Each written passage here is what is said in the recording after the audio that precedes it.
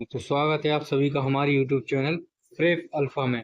जैसा कि आप सभी को पता है कि हमारी कंप्लीटली बायोलॉजी की सीरीज चल रही है, जिसमें हम 5 क्लास में आपकी कंप्लीटली बायोलॉजी करवाने जा रहे हैं, जो ग्रुप डी के लिए बहुत ही महत्वपूर्ण क्लास होगी। आप सभी को पता है कि हमारा टॉपिक आज का है श्वसन तंत्र, जो हमारी क्लास नंबर 4 है। तो इसी के साथ हम शुरू करते हैं। बात करते हैं श्वसन तंत्र।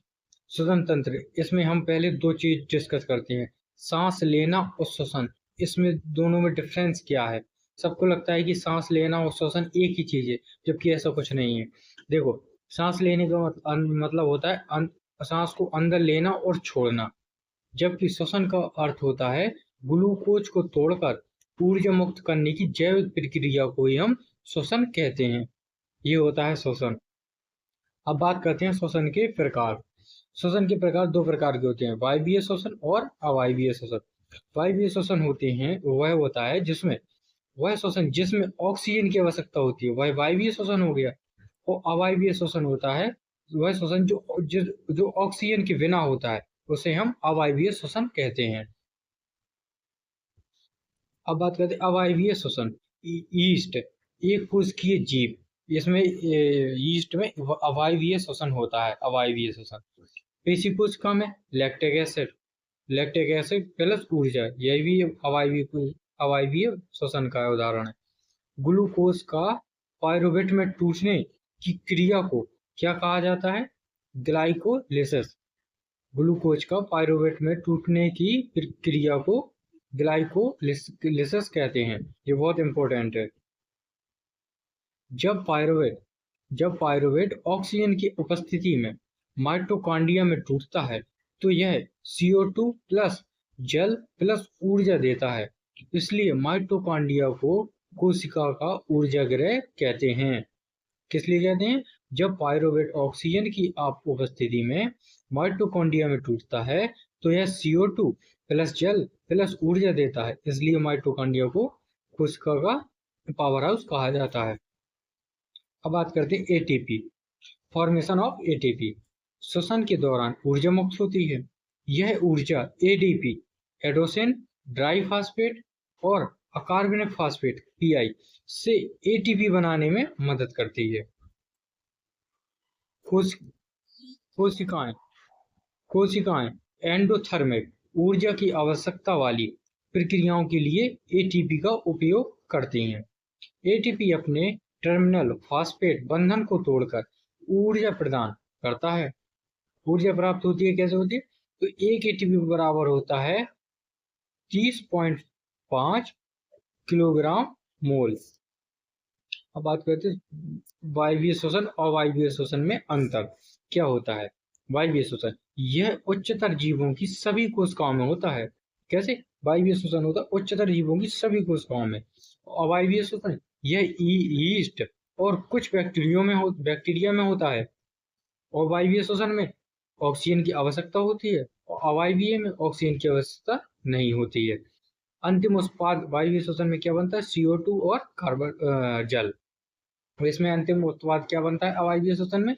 एल्कोहल और CO2 या लैक्टिक एसिड। ग्लूकोज के एक अणु के ऑक्सीकरण से 36 ATP अणु बनते हैं वायवीय श्वसन में, और अवायवीय श्वसन में केवल 2 ATP बनते हैं। अब बात करते हैं वायवीय श्वसन। यह साइटोप्लाज्म मतलब कोशिका द्रव और माइटोकॉन्ड्रिया में रहता है। कहाँ कहाँ? साइटोप्लाज्म, कोशिका द्रव और माइटोकॉन्ड्रिया में। और अवायवीय श्वसन यह केवल साइटोप्लाज्म मतलब कोशिका द्रव में ही रहता है। ये हो गया डिफरेंस। अब बात करते हैं श्वसन तंत्र अंग कौन कौन से हैं। सब फर्स्ट नंबर नासाद्वार, कृष्णि, श्वास नली, वायुनली जिसे वायुनली भी कहा जाता है, फेफड़े और डायफ्राम। अब एक एक की हम बात करते हैं। नासाद्वार श्वसन तंत्र का पहला भाग। यह नासा गुहा में खुलता है। कहाँ खुलता है? नासा गुहा में, और बाहर से हवा को अंदर लेने का कार्य करता है। यह नासाद्वार का कार्य है। अब बात करते हैं ग्रसनी। यह पाचन तंत्र और श्वसन तंत्र का उभयनिष्ठ भाग है। किस किस का? पाचन तंत्र का और श्वसन तंत्र का उभयनिष्ठ भाग है ग्रसनी। अब बात करते हैं ट्रैकिया। जिसे श्वास नली या वायु नली भी कहा जाता है। श्वास नली की लंबाई 12.5 सेंटीमीटर होती है। इसमें इसमें सी आकार की माइलिन माइलिन उपास्थियां पाई जाती हैं। कैसे? माइलिन उपास्थियां पाई जाती हैं जो वायु दाब को नियंत्रित करती हैं। मुख्य कार्य इसका क्या है? चिपकने से बचाना। एडम्स एप्पल कंठ का विस्तारित भाग है। कौन? एडम एप्पल कंठ का विस्तारित भाग है। कंठ अथवा स्वरयंत्र श्वास नली का ऊपरी भाग है। कौन कौन से? कंठ और स्वरतंत्र श्वास नली का ऊपरी प्रवेश भाग है। कंठ के ऊपर, कंठ के अंदर पतले पतले वोकल कॉर्ड्स अथवा ध्वनि रज्जु पाए जाते हैं। कहाँ? कंठ के अंदर पतले पतले वोकल कॉर्ड्स और ध्वनि रज्जु पाए जाते हैं। ये डायग्राम है। अब बात करते हैं ऊपरी श्वसन तंत्र। सबसे पहले बात करते हैं सीलिया। सीलिया होते क्या है? श्वसन पथ के ऊपरी हिस्से में छोटे बाल जैसी संरचनाएं होती हैं जिन्हें सीलिया कहा जाता है। ये सीलिया सांस के द्वारा ली गई हवा से कीटाणुओं, धूल और अन्य हानिकारक कणों को हटाने में मदद करती हैं। धूम्रपान से ये बाल नष्ट हो जाते हैं, जिसके कारण कीटाणु, धूल, धुआं और अन्य हानिकारक रसायन फेफड़ों में प्रवेश कर संक्रमण, खांसी और यहाँ तक कि फेफड़ों के कैंसर का कारण बनते हैं। अब बात करते हैं निचला श्वसन तंत्र। फेफड़ों के अध्ययन को क्या कहा जाता है? पल्मोनोलॉजी। अब बात करते हैं फेफड़े, लंग्स। यह दो हल्के वजन के स्पंजी पाउच होते हैं जो प्लूरा नामक झिल्ली से ढके होते हैं। श्वसन आगे कई श्वसन नलिकाओं में विभाजित हो जाता है। ब्रोंकियोल्स के अंत में वायु कोशिकीय थैलियां एल्वियोली मौजूद होते हैं। श्वसनी क्या होती है? श्वास नली दो श्वसनी में बाएं और दाएं बढ़ जाती हैं, जिनमें से प्रत्येक फेफड़ों में प्रवेश करती हैं।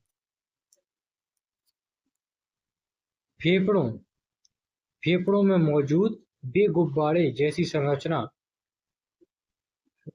सॉरी वो क्वेश्चन ही नहीं है पूरा, यहाँ करते हैं बात। फेफड़ों में एल्वियोली क्यों होते हैं? सरफेस एरिया को बढ़ाने के लिए, इस कारण से होते हैं। यदि वायु कूपिकाएं सतह को फैलाया जाए तो यह लगभग 80 मीटर स्क्वायर को कवर करेगी। अब बात करते हैं ब्रीथिंग रेट, श्वास दर, श्वसन दर एक व्यक्ति द्वारा प्रति मिनट ली जाने वाली सांस की संख्या है। एक वयस्क मनुष्य विश्राम की अवस्था में प्रति मिनट कितनी बार सांस लेता है? 15 से 18 बार, और व्यायाम के दौरान 25 तक हो जाती है। ये याद करना, ये एनसीईआरटी में लिखा है। अब बात करते हैं डायाफ्राम।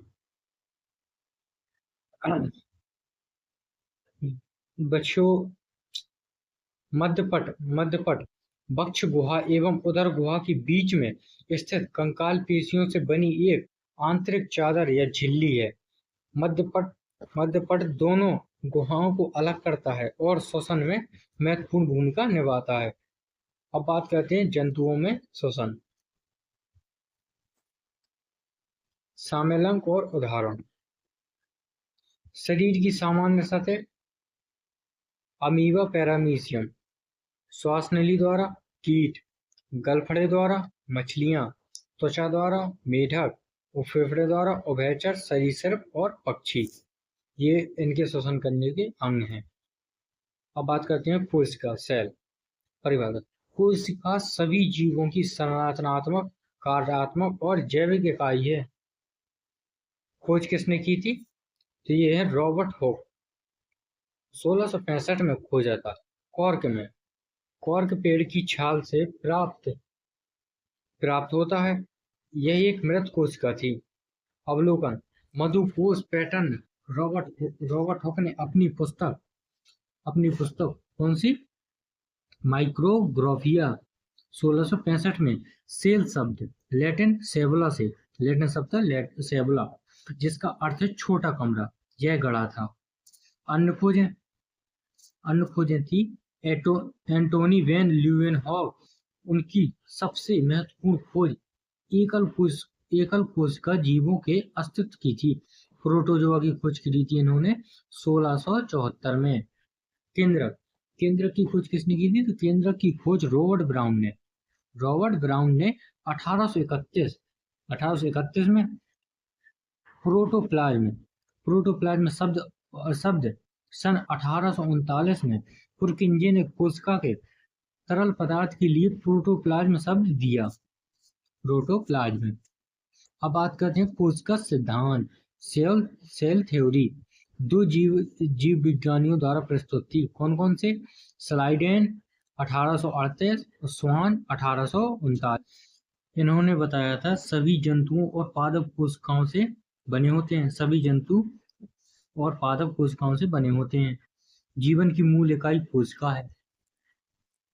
और इसी के साथ रुडोल्फ विर्चो ने जोड़ा था 1855 में, सभी कोशिकाएं पहले से मौजूद कोशिकाओं से उत्पन्न होती हैं। अपवाद क्या है? वायरस। स्लाइडेन और स्वान द्वारा दिया गया कोशिका सिद्धांत विषाणुओं पर लागू नहीं होता है। सबसे छोटी कोशिका बैक्टीरिया। सूक्ष्म जीव एक कोशिकीय। सबसे छोटा बैक्टीरिया माइकोप्लाज्म। सबसे लंबी कोशिका जिराफ की गर्दन में तंत्रिका तंत्र कोशिका 73 मीटर लंबी। सबसे बड़ी कोशिका, उदाहरण शुतुरमुर्ग का अंडा। अगर आपसे इसका साइज पूछा जाए तो 170 mm से 130 mm। अगर आपसे सेंटीमीटर में पूछा जाए तो 17 सेंटीमीटर मल्टीप्लाई 13 सेंटीमीटर। मानव की सबसे लंबी कोशिका तो वो है तंत्रिका, हम पहले बता चुके हैं, न्यूरॉन्स। मानव शरीर की सबसे बड़ी कोशिका अंडाशय है। मानव शरीर की सबसे छोटी कोशिका स्पर्म, ये सबसे छोटी होती है। कोशिका की संरचना, कोशिका में होता क्या क्या है? कोशिका भित्ति, कोशिका झिल्ली, कोशिका द्रव और केंद्रक। कोशिका द्रव में क्या क्या होता है? कोशिकांग, एंडोप्लाज्मिक रेटिकुलम और माइटोकॉन्ड्रिया, गोल्गी काय, राइबोसोम, लाइसोसोम और प्लास्टिड, यही होते हैं। कोशिका के प्रकार, कोशिका दो प्रकार की होती हैं। कौन सी? प्रोकैरियोटिक और यूकैरियोटिक। प्रोकैरियोटिक कोशिका केवल बैक्टीरिया में, प्रोकैरियोटिक कोशिकाओं प्रकार होते हैं। प्रोकैरियोटिक कोशिका केवल बैक्टीरिया में पाई जाती हैं। और यूकैरियोटिक कोशिकाएं जंतु, पादप, कवक, प्रोटोजोआ और शैवाल सभी में यूकैरियोटिक कोशिका प्रकार होते हैं। प्रोकैरियोटिक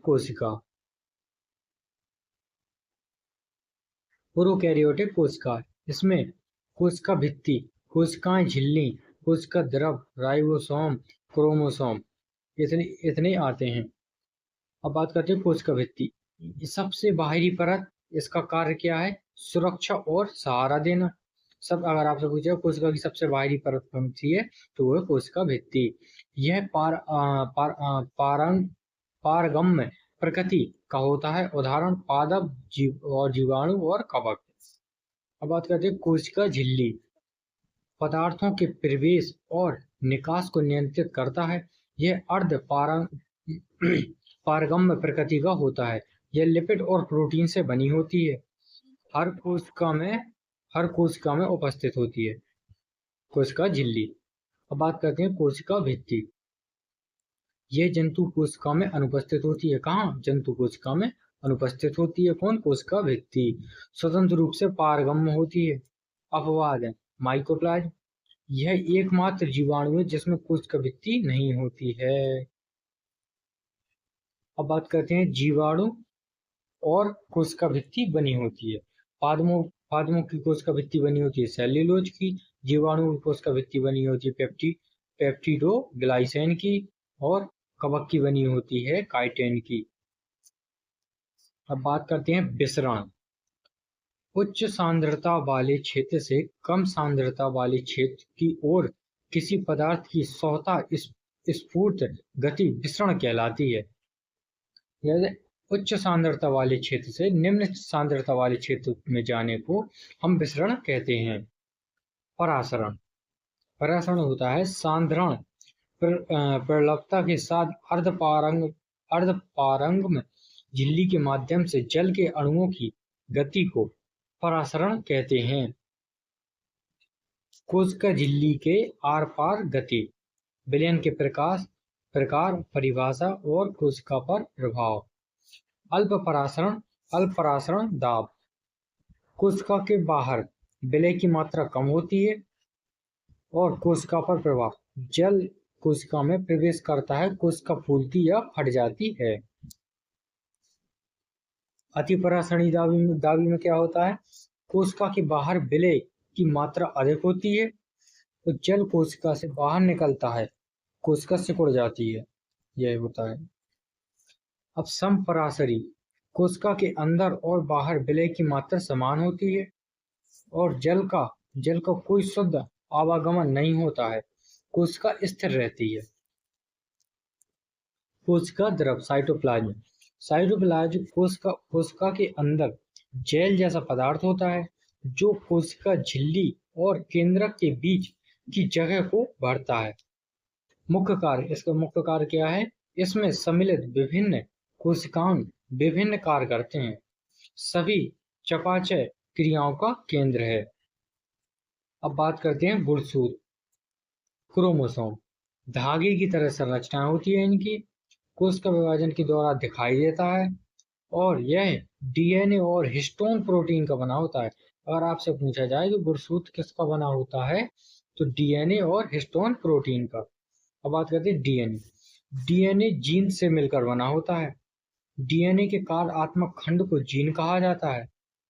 आनुवंशिकी जानकारी डीएनए द्वारा एक पीढ़ी से दूसरी पीढ़ी में स्थानांतरित की जाती है डीएनए के द्वारा।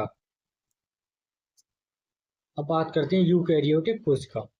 अंतःप्रदब्धी जालिका एंडोप्लाज्मिक रेटिकुलम।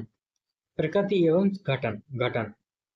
एंडोप्लाज्मिक रेटिकुलम झिल्ली से घिरी नालियों और चादरों का एक बड़ा नेटवर्क है। कैसा? झिल्ली से घिरी नालियों और चादरों का बड़ा नेटवर्क है। मुख्य विशेषता क्या है इसकी? यह कोशिका के भीतर प्रोटीन और अन्य अणुओं को स्थानांतरित करने के लिए मार्ग के रूप में कार्य करता है। दो भाग कौन कौन से हैं? चिकना SCR एवं खुरदरा RER। अब बात करते हैं खुरदरा ER।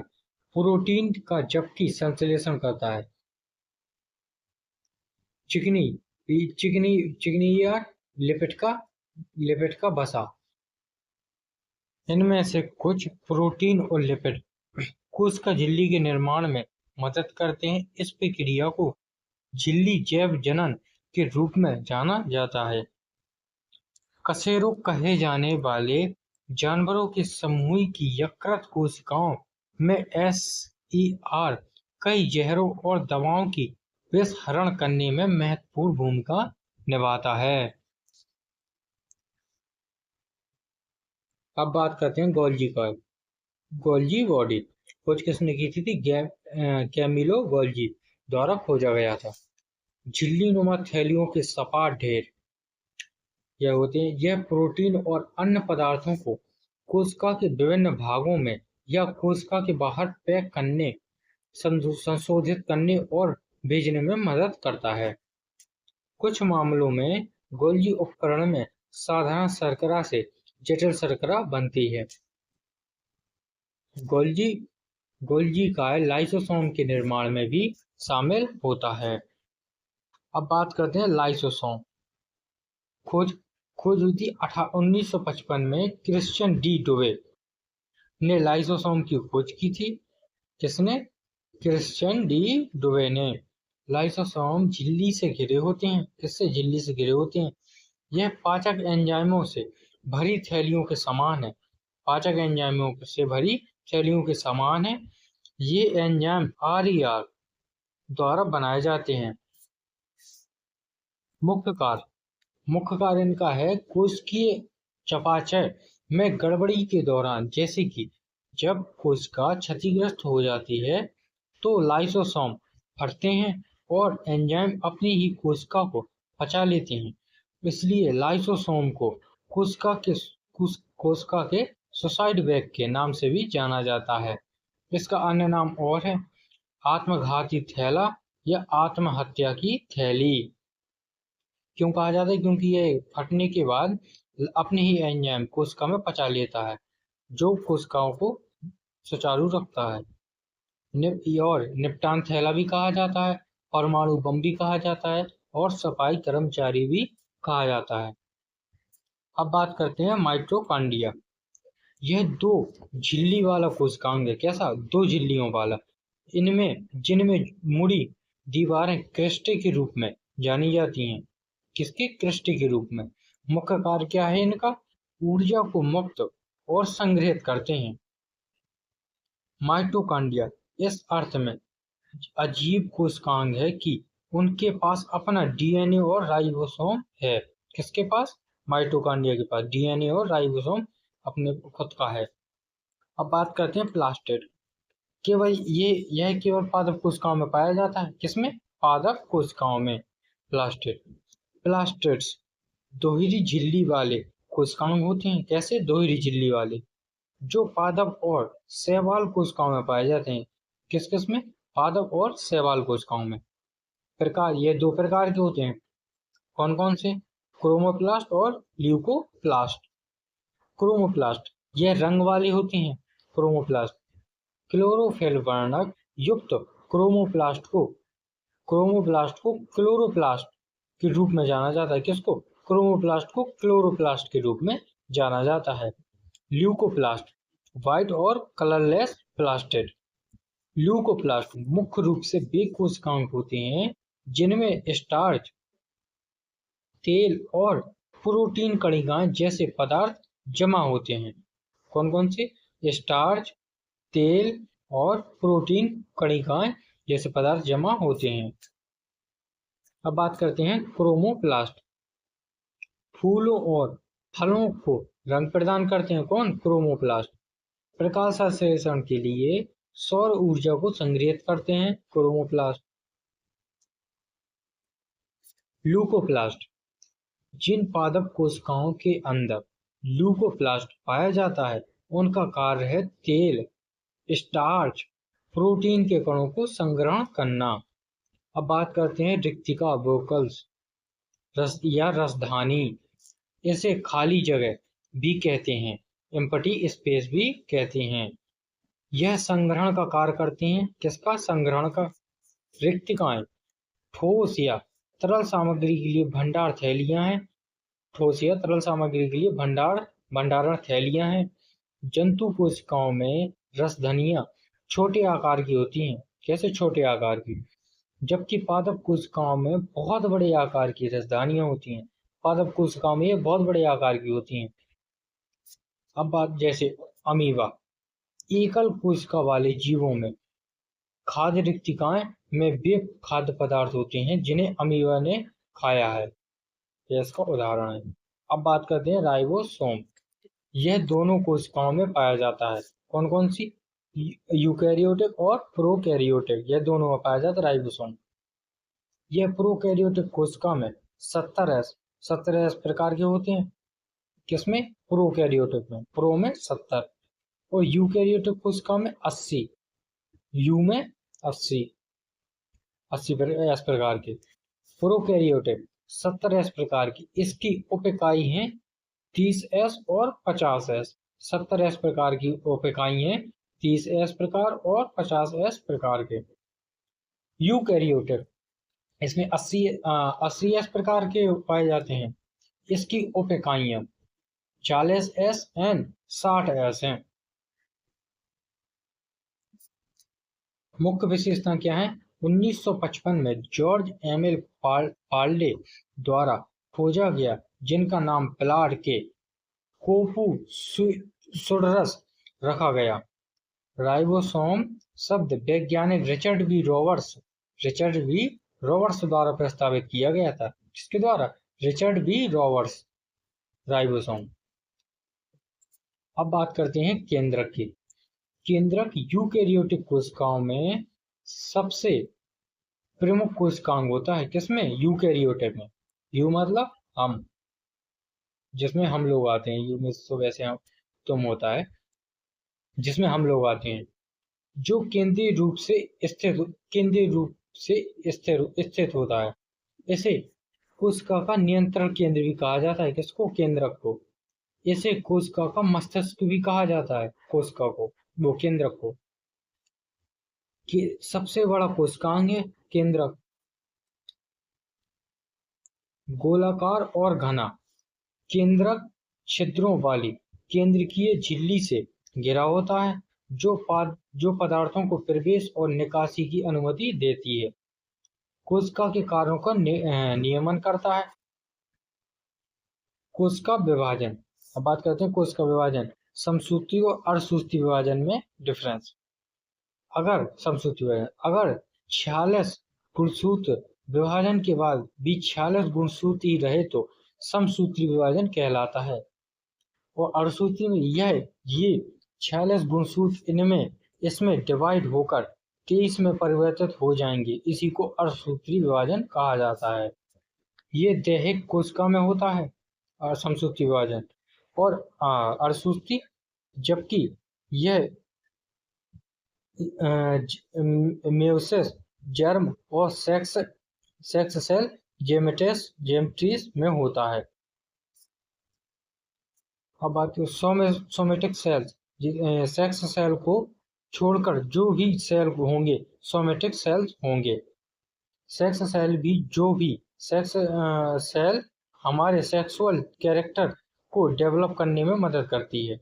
जैसे समसूत्री विभाजन के उदाहरण, जैसे नाक, त्वचा, हाथ आदि की कोशिकाएं। और अर्धसूत्री विभाजन के उदाहरण अंडा, स्पर्म आदि की कोशिकाएं। आज हम अपना सेशन यहीं समाप्त करते हैं। जैसा कि आप सभी को पता है कि हमारी 4 क्लास ऑलरेडी अभी हो चुकी हैं। अब हमारी बची है केवल 1 क्लास, जिसमें हम आपको बहुत ही अच्छे से और इम्पोर्टेंट टॉपिक समझाने की कोशिश करेंगे। तो इसी के साथ हम मिलते हैं कल। इसी के साथ हमारा चैनल प्रेफ अल्फ़ा को आप सब्सक्राइब कीजिए ताकि आप अगली क्लास देख सकें। लाइक, शेयर और सब्सक्राइब ज़रूर करें। Thank you.